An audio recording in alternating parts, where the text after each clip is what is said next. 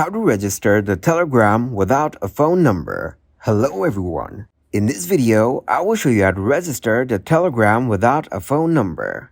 First of all, open up the Telegram app. Once you get into the Telegram app, you have to enter the phone number for creating your account. So to get a number, open up the web browser and search here free virtual phone number for SMS. Then click to open a site where you can find the free phone numbers.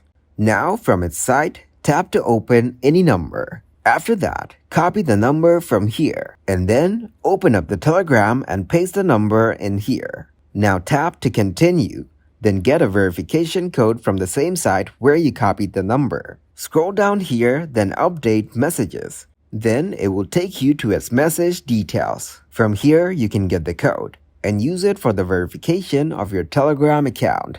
Thank you guys for watching this video. Hope you got some value. Make sure to like the video and subscribe to the channel to get notified for new videos. See you in the next one.